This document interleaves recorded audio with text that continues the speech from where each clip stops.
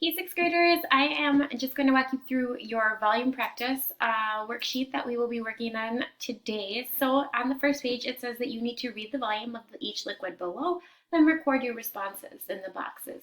You can use the magnifying lens to check your answers. So the first one here, there's a little zoom in, so it gives you a little reminder that you can look in and see what it looks like bigger, and you're going to read the bottom of the meniscus.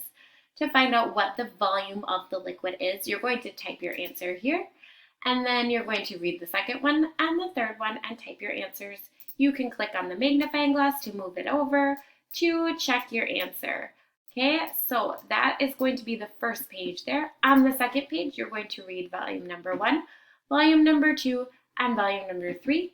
Click to add your answer here, here, and here. Don't forget to add your units. On the third page, you are going to use the formula for water displacement to find the volume of each of these irregular shaped objects. So these two go together. This is the before I added the object, and then you'll see down here there's an object, and this is after I added the object. The same goes for the purple liquid over here. So here's before and here's after.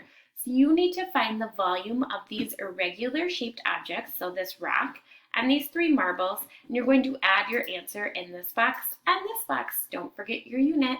When you are done, you can click the magnifying glass to check your answer, just like on the other page.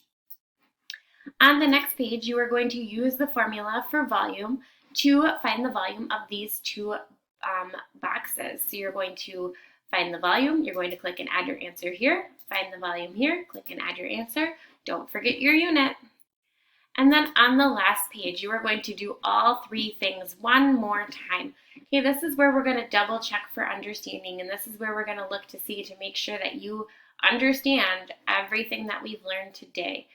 So you're going to read the volume of each of these pages, of each of these graduated cylinders. Click to type your answer.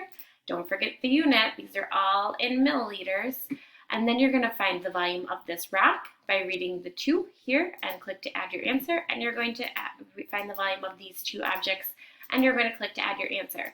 If at any time you feel like it's not big enough and you need to zoom in, you can come up and you can click on the magnifying glass up here where it says zoom, and you can either click like 200 just to make it bigger right away, or you can just click on that magnifying glass until it highlights yellow, and then you can click in and it will keep zooming until it can't zoom anymore.